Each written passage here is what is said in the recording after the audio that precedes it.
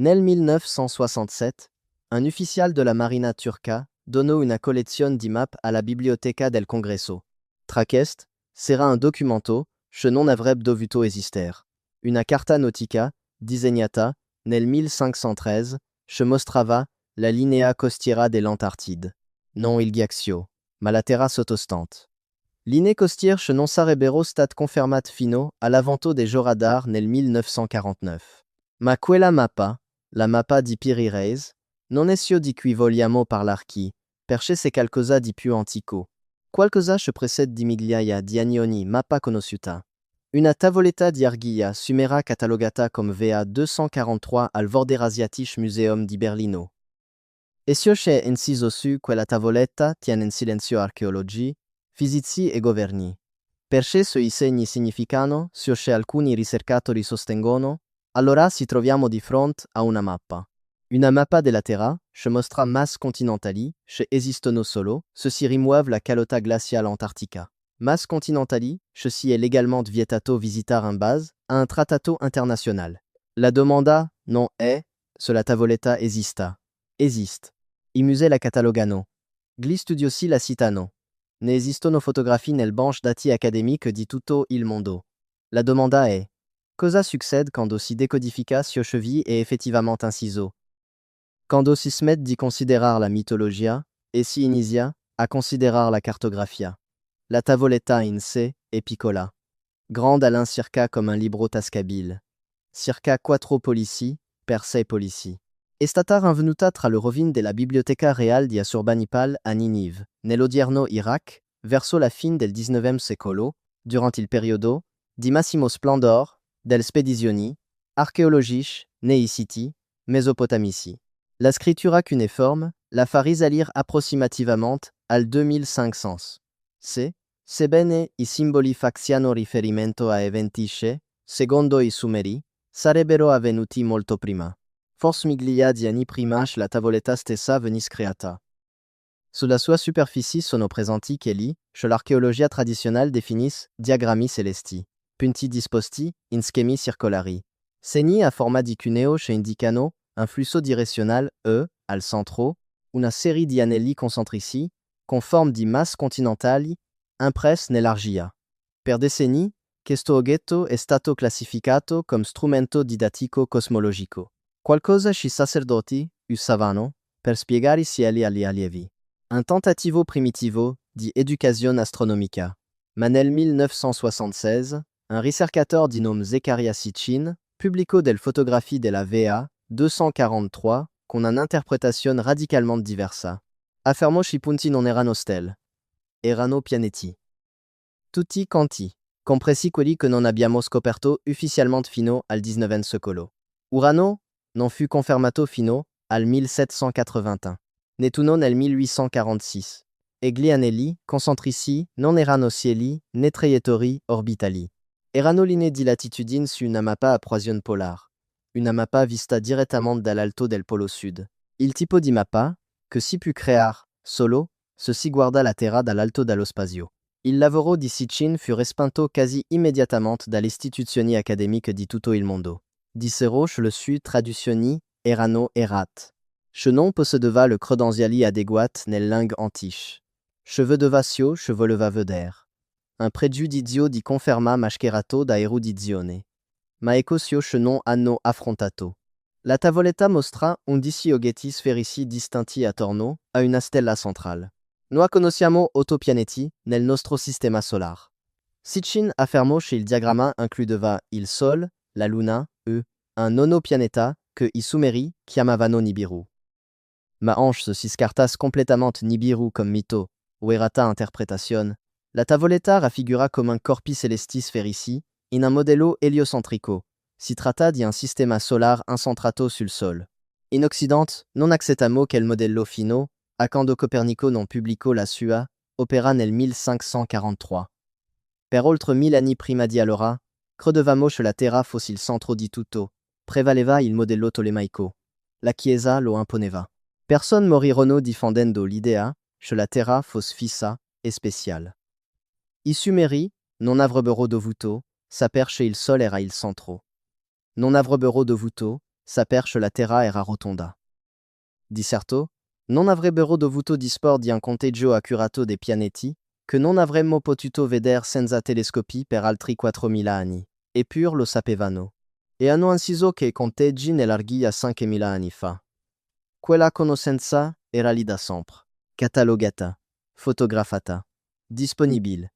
In attesa che fossimo pronti a comprendre ce che stavamo osservando. E prima di proseguir, devo fare una breve pausa. Perché ce che sto per raccontarvi diventa notevolmente più cupo. La decodifica completa della tavoletta, i confronti sovrapposti con i dati satellitari moderni, i passaggi specifici dell'Enuma Elish, che fanno riferimento proprio a queste masse continentali, ho raccolto tutto in un documento scritto. Il link è qui sotto, e il codice QR è sul vostro schermo. Ora continuiamo. Ma il diagramma celeste è solo metà di ciò che è riportato sulla VA 243. L'altra metà è ciò che è inciso sotto di esso. I contorni del mas continentali. Disposti in modo radial attorno a un punto central. Quando si sovrappongono, che l'incisioni, a una mappa moderna, e si ruota la prospettiva in vista aerea, posizionando il punto di osservazione direttamente sopra il polo sud, si ottiene qualcosa di profondamente inquietante. I contorni corrispondono alle linee costiere dei continenti. Ma non a quel che vediamo oggi. Quel che esistono sotto il ghiaccio.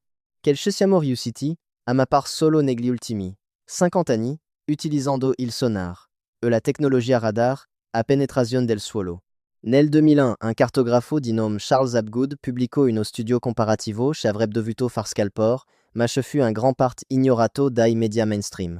Prese le incisioni del mas continentali dal VA 243 et le sovrappose à le map sonar del substrato roccioso antartico. La piattaforma continentale. Le catene montuose subglaciali, le valli fluviali sepolti sotto miglia di ghiaccio. La linea costiera così come apparirebbe se si rimuovesse ogni briciolo di acqua ghiacciata. La corrispondenza non era perfetta. C'erano delle discrepanze. Alcuni contorni non coincidevano esattamente. Ma era abbastanza simile da risultare, statisticamente, impossibile. Perché l'ultima volta che l'Antartide era libera dei ghiacci, secondo les indagini geologici e i campioni di carotte di ghiaccio, risale a oltre 12 milioni di anni fa. Molto prima che gli esseri umani esistessero in qualsiasi forma anua riconoscibile. Prima dell'Homo erectus. Prima ancora che i primi ominidi camminassero eretti. Eppure ecco una tavoletta, Sumera, del 2500 a. Je mostra mas continentali allineat, con una linea costiera, che è rimasta ghiacciata da prima, che la nostra specie camminasse eretta.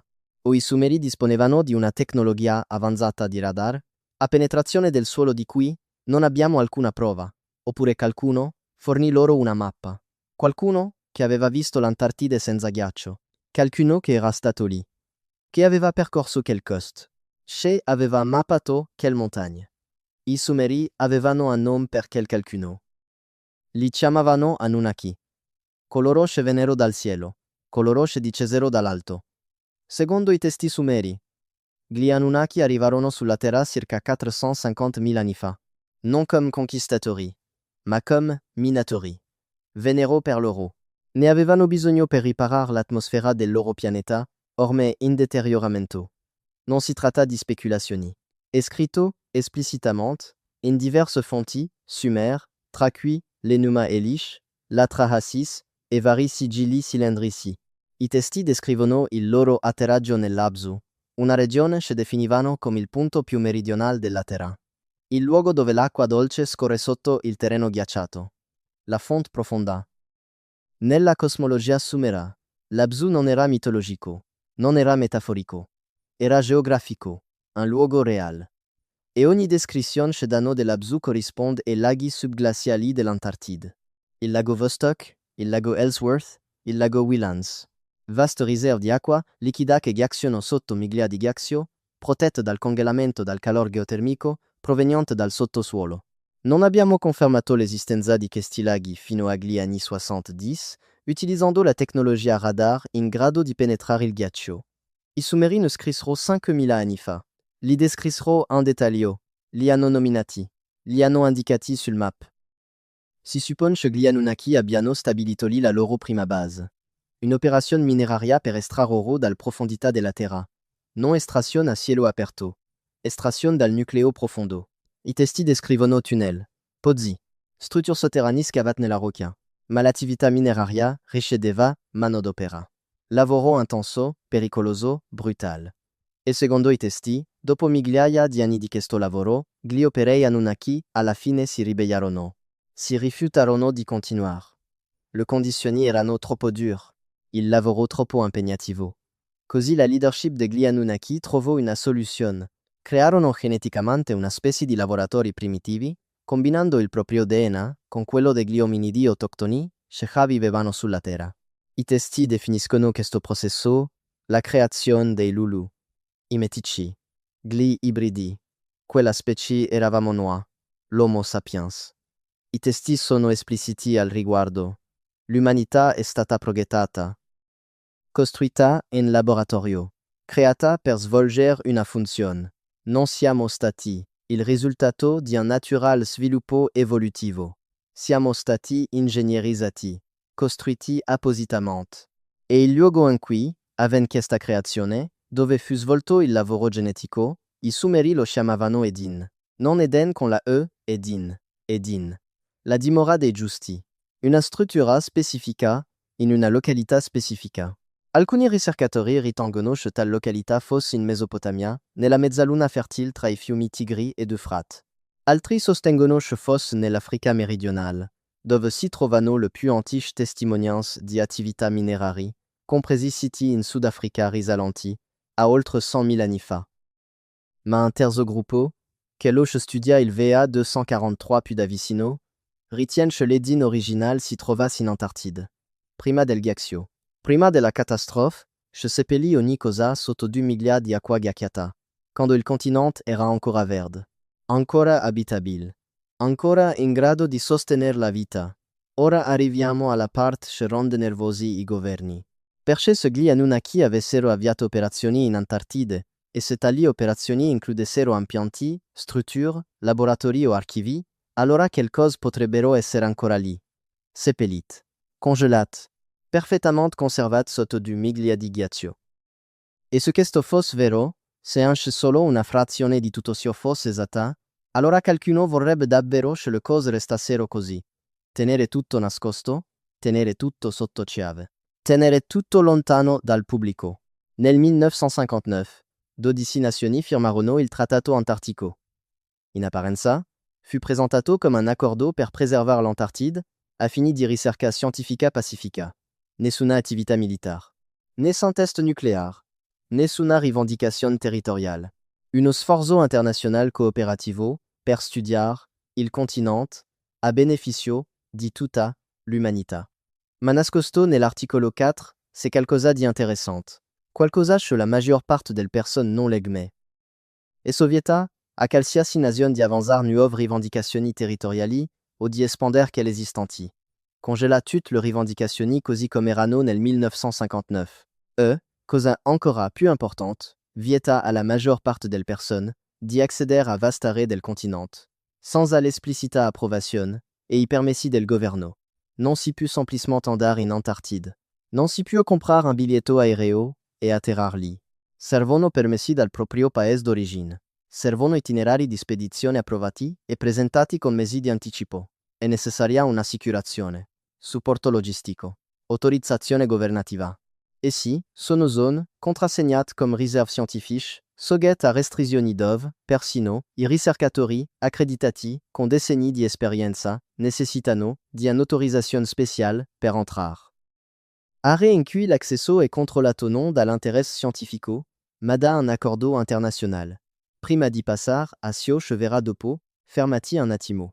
Quello che hai appena sentito sui progetti di trivelazione, sulle anomalie gravitazionali, sui blocchi di granito e la parte che cambia tutto. Ma ha senso solo quando la si vede affiancata alle descrizioni sumere originali. Le ubicazioni delle strutture. Le specifique relative alla profondità. Gli eventi scatenanti di cui avevano avvertito. È tutto nel documento collegato qui sotto. Prendetevi 5 secondi adesso, scaricatelo e poi tornate qui. Perché ciò che seguirà si basa direttamente su questo. Il link nella descrizione. Il codice QR è sul vostro schermo. Une di queste zone, Rise of Eight, si trova proprio sopra il lago Vostok. La Russia ha effettuato une trivellazione nel 2012 e ha immediatamente interrotto il progetto. Un'altra zona riservata si trova sopra una regione chiamata Wilkes Land, dove nel 2006 i satelliti della NASA hanno rilevato un'enorme anomalia circolare sotto il ghiaccio. Una perturbazione gravitazionale che indica una densa struttura metallica di circa 300 miglia di diametro, e più o meno grande quanto l'Ohio, seppellita sotto il ghiaccio, ce crea un proprio campo gravitazionale. La spiegazione ufficiale della NASA era che si trattasse di un cratère da impatto meteoritico risalente a milioni di anni fa, antici detriti da collisione. Ma gli impatti meteoritici non creano perturbazioni localizzate del campo magnetico e non generano trax termici persistenti. Cosa c'è invece questa anomalia fa? Le immagini termografiche mostrano che l'anomalia della Wilkes Land è più calda del ghiaccio circostante di diversi gradi, in modo costante. Comme ce qualcosa laggiù genera calor proprio. Nel 2012, alcuni ricercatori russi che stavano effettuando perforazioni nel lago Vostok si sono imbattuti in qualcosa di solido a una profondità di 12.000 piedi. La punta della trivella si è bloccata. Non riusciva a penetrare oltre. Il progetto è stato immediatamente classificato come segreto di Stato e sensi dei protocolli di sicurezza nazionale. Il team è stato ritirato entro 48 ore. Il governo russo ha rilasciato una breve dichiarazione in cui affermava di aver completato i propri obiettivi di ricerca e che non sarebbe tornato sul sito. Non sono stati resi noti dati. Nessuna scoperta è stata pubblicata. Non è stata fornita alcuna spiegazione. Solo silenzio. E poi, nel 2016, si è verificato esattamente lo stesso scenario, con un progetto di trivellazione gestito dagli Stati Uniti vicino alle montagne transantartiche. L'operazione si chiamava Ice Cube. Ufficialmente, si trattava di un esperimento di rilevamento dei neutrini. Sensori sepolti in profondità nel ghiaccio per rilevare le particelle subatomiche che attraversano la Terra. Ma la rotte di trivelle non era posizionata a caso sul ghiaccio vuoto. Era stata collocata direttamente sopra un'altra anomalia subglaciale che era stata individuata anni prima da un georadar. Qualcosa con caratteristiche géométriques, angoli retti, linee parallele, il tipo di schemi che le formazioni geologiche naturali non creano. Il progetto ha perso improvvisamente i finanziamenti federali alla fine del 2016. Nessuna spiegazione fornita. L'attrezzatura è stata lasciata sul posto. Il team si è sciolto. Nessuna missione di follow-up in programma. Ecco cosa sappiamo con certezza. L'Antartide a terraferma. Verrà terraferma sotto tutto quel ghiaccio. Montagne, valli, linee costiere, sistemi fluviali. Tutto nascosto sotto una media di 2 miglia di acqua ghiacciata. Ne abbiamo mappato una parte con il sonar e la tecnologia di imaging radar. E in alcuni punti, ciò che abbiamo trovato non sembra naturale. Bordi dritti dove non dovrebbero esserci. Angoli retti dove l'erosione crea curve. Formazioni simmetriche dove la geologia crea chaos. Cause que l'erosione non crea. Cause que il ghiaccio non scolpisse. Cause que sembrano progettate. Nel 1996, una spedizione congiunta dell'Università della California e dell'Istituto Alfred Wegener pubblicò i risultati preliminari relativi all'oasi di Shirmacher, una delle poche regioni dell'Antartide prive di ghiaccio. Una piccola area in cui la rocccia è esposta tutto l'anno. Trovarono blocchi di granito, non sparsi dai ghiacciai, non levigati dall'erosione, modellati, tagliati, impilati, disposti in schemi lineari che si estendevano oltre la roccia, visibili in aree ancora coperte dal ghiaccio. Il rapporto ufficiale li definì anomalie glaciali, formazioni naturali insolite ma spiegabili, create dai cicli di gelodisgelo e dal movimento del ghiaccio. Ma i ghiacchi non tagliano il granito in blocchi uniformi, lo frantumano, lo polverizzano, lo disperdono su vaste distanze, non lo impilano in file ordinate, non lo dispongono. Il rapporto fu pubblicato una sola volta su una rivista accademica specializzata a tiratura limitata. Poi fu silenziosamente rimosso dalla banca dati di ricerca online dell'università. È ancora possibile trovare riferimenti adesso negli indici accademici e negli elenchi di citazioni. L'articolo esisteva, la gente lo citava, ma l'articolo vero e proprio, le fotografie, le coordinate GPS, i dati dettagliati del rilevamento, sono tutti spariti, cancellati. Le uniche copie rimaste si trovano in archivi privati di proprietà di ricercatori che le hanno salvat prima della purga, e che gli archivi non le condividono. Le richieste di accesso rimangono senza risposta. Allora, perché è importante? Perché una tavoletta d'argilla del 2500 A.C., che mostra una mappa dell'Antartide senza ghiaccio, ha un significato che va oltre la semplice curiosità storica. Per via di ciò che i Sumeri dicevano, sarebbe successo. I testi non descrivono solo l'arrivo degli Anunnaki, descrivono anche la loro partenza. E descrivono in modo esplicito e dettagliato le condizioni alle quali, secondo loro, sarebbero tornati. Secondo l'Enuma Elish e la Trahasis, gli Anunnaki non hanno lasciato la Terra in modo definitivo. Se ne sono andati a cicli. Lunghi, cicli misurati, in ciò che i Sumeri chiamavano Ansar. Ansar equivale esattamente a 3600 anni. I testi sostengono che gli Anunnaki tornino. Alla fine di ogni sar per verificare i progressi dell'umanità, estrarre risorse, se necessario, e determinar se la specie da loro creata si sia evoluta, abbastanza da poterla fidar determinat e conoscenze. Se siamo pronti per il livello successivo, o se abbiamo bisogno di più tempo, o se l'esperimento è fallito. L'ultimo sar documentato, secondo la cronologia di Sitchin Basata sul liste dei Sumeri, terminò intorno al 1600 A. C'est proprio in concomitanza con il crollo della tarda età del bronzo, quando tutte le principali civiltà del Mediterraneo e del vicino Oriente crollarono misteriosamente nell'arco di 50 anni, gli Hittiti scomparvero, la Grecia micennea crollò, il nuovo regno egizio si frammentò, le città del Levante furono bruciate e abbandonate. Nessuno s'aperce. Il sar successivo sarebbe terminato intorno al 2000. Se, ormai lo abbiamo superato. Parliamo ora di ciò che è accaduto in Antartide negli ultimi 20 anni. Nel 2004, alcuni osservatori indipendenti del traffico aereo, che registravano i dati dei trasporti militari, notarono un massiccio aumento dei voli di trasporto militare diretti alla stazione McMurdo, la più grande stazione di ricerca dell'Antartide. Non si trattava di voli charter scientifici, bensì di aerei da trasporto militari, XT-7 e Lockheed 5 Galaxy, il tipo di velivoli utilizzato per trasportare attrezzature pesanti. Decine di voli nell'arco di 3 mesi. Nessuna spiegazione. Nel 2012, l'allora presidente Obama compì un viaggio a sorpresa a Christchurch, in Nuova Zelanda. Christchurch è la principale città di transito per tutte le spedizioni antartiche. Si incontrò con il primo ministro neozelandese per 6 ore a Port Hughes, nessuna stampa, nessun itinerario reso pubblico. Nel 2016, il patriarca Kirill della Chiesa ortodossa russa si recò in Antartide, un leader religioso settantenne. In uno dei luoghi più inospitali della Terra, ha benedetto una cappella di recente costruzione sull'isola Re Giorgio e ha incontrato in privato i ricercatori russi alla stazione Vostok. Quando gli è stato chiesto il motivo, ha risposto che era importante recitare Preghiere ai confini della Terra. Nel 2017, Buzz Aldrin, il secondo uomo a camminare sulla Luna, ha visitato l'Antartide. Aveva 86 anni. Ha pubblicato una foto su Twitter con la didascalia Siamo tutti in pericolo. E il mal in persona. Il tweet è stato cancellato nel giro di poche ore.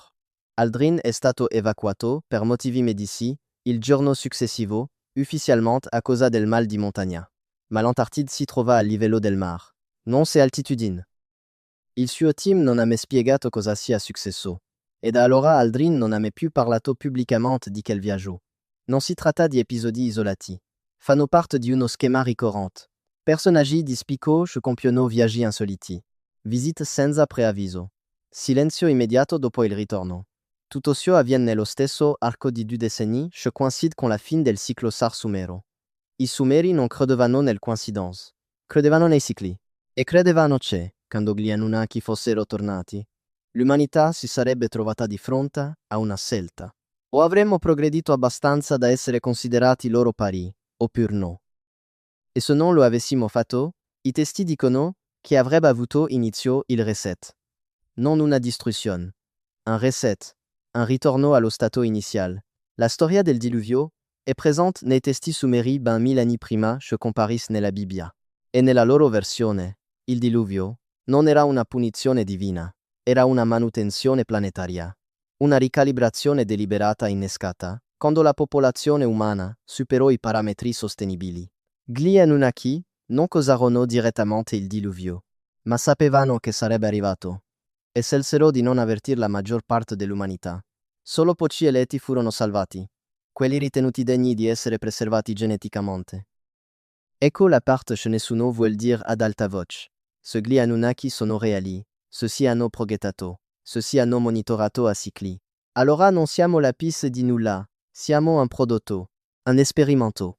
E i prodotti vengono ritirati dal mercato quando smettono di essere utili. Le tavolette sumer non descrivono dei. Descrivono ingegneri, esseri dotati di tecnologia avanzata che vedevano la Terra come una risorsa e l'umanità come uno strumento. E se la VA 243 è accurata. Allora chiunque abbia realizzato quella mappa aveva accesso a satelliti, velivoli o qualcosa per cui non abbiamo ancora un nome. Perché non si può disegnare una mappa a proiezione polare da Terra. Bisogna trovarsi sopra di essa, guardando dall'alto. I Sumeri non avevano aerei, non avevano droni, ma qualcuno sì. E qualcuno ha insegnato loro a incidere ciò che vedevano. Cosa significa tutto questo? O i Sumeri possedevano una tecnologia che non avrebbe dovuto esistere nel 2500 A.C., oppure qualcuno ha trasmesso loro quella conoscenza, oppure l'intera linea temporale dello sviluppo umano è errata. E siamo qui, a questo livello, da molto più tempo di quanto pensiamo. Tutte e tre le opzioni sono scomode. Ma le prove continuano a puntare nella stessa direzione. L'Antartide non è sempre stata ghiacciata. I Sumeri sapevano com'era quando non lo era. Avevano map, avevano descrizioni e avevano avvertimenti. Avvertimenti su ciò che accade quando il ghiaccio si scioglie, quando le strutture vengono esposte, quando il ciclo di ritorno si completa. E in questo momento, il ghiaccio si sta sciogliendo più velocemente di quanto qualsiasi modello avesse previsto. Nel 2020, le temperature in Antartide hanno raggiunto i 64 gradi Fahrenheit. Un record. Ghiacciai grandi come città si stanno staccando, e mentre il ghiaccio si ritira, vengono alla luce nuove cose. Nel 2018, un team impegnato a mappare il ritiro dei ghiacciai nella terra della Regina Mod ha trovato dei marcatori di pietra disposti in una perfetta griglia che si estendeva per oltre 2 miglia. Le pietre erano ricoperte di simboli non moderni, non riconoscibili. Il team ha segnalato la scoperta. Le coordinate sono state registrate. Poi il sito è stato dichiarato off-limit in attesa di una valutazione ambientale. Tal valutazione non è ancora stata completata. L'accesso al sito rimane vietato. Non sono state rese pubblici immagini.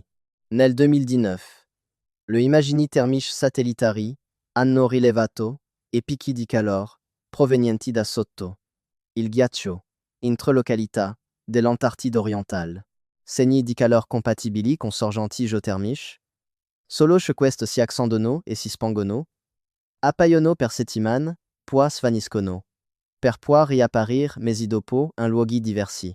Come se qualcosa sotto il ghiaccio fosse in funzione.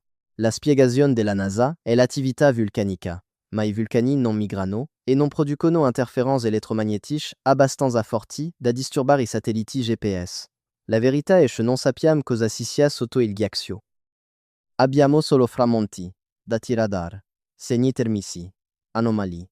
Ma il quadro completo è nascosto dietro trattati e 2 miglia d'acqua. Cine a conoscenza non parla. Quello che sappiamo è questo. I Sumeri si hanno lasciato una mappa. Una mappa che non dovrebbe esistere. Una mappa che mostra una terra che non si è permesso visitar. Una mappa che significa che qualcuno è stato chi prima di noi. Qualcuno che ha visto la terra dall'alto. Qualcuno che sapeva cosa si cela sotto il ghiaccio. Qualcuno che ha inciso quella conoscenza nell'argilla affinché un giorno la trovassimo. La domanda non è se la mappa sia reale. La domanda è cosa succederà quando il ghiaccio si scioglierà. E se siamo pronti per ciò che si aspetta là sotto.